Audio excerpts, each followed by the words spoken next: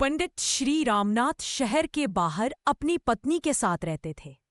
एक जब वो अपने विद्यार्थियों को पढ़ाने के लिए जा रहे थे तो उनकी पत्नी ने उनसे सवाल किया कि आज घर में खाना कैसे बनेगा, क्योंकि घर में केवल मात्र एक मुट्ठी चावल भर ही है। पंडित जी ने पत्नी की ओर एक नजर से देखा, फिर बिना किसी जवाब के वो घर से चल दिए। शाम को वो जब वापस लौटकर आए तो भोजन के समय थाली में कुछ उबले हुए चावल और पत्तियां देखी। यह देखकर उन्होंने अपनी पत्नी से कहा, भद्रे, ये स्वादिष्ट शाक जो है वो किस चीज से बना है? मैंने जब सुबह आपके जाते समय आपसे भोजन के विषय में पूछा था तो आपकी दृष्टि इमली के पेड़ की तरफ गई थी।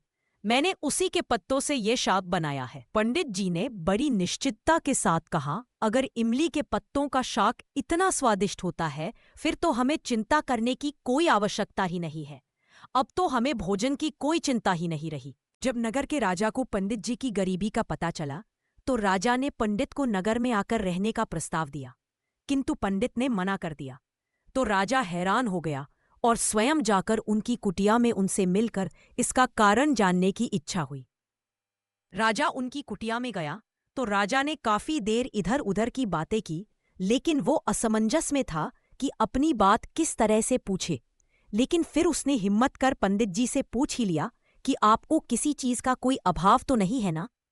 पंडित जी हंसकर बोले, यह तो मेरी पत्नी ही जाने। इस पर राजा पत्नी की ओर आमुख हुए और उनसे वही सवाल किया।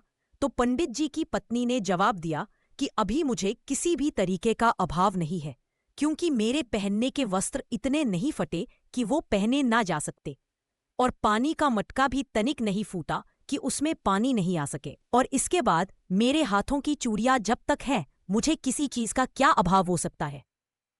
और फिर सीमित साधनों में भी संतोष की अनुभूति हो तो जीवन आनंदमय हो जाता है। राजा बड़ी श्रद्धा से उस देवी के सामने झुक गए। सिख सबसे बड़ा धन संतोष ही है,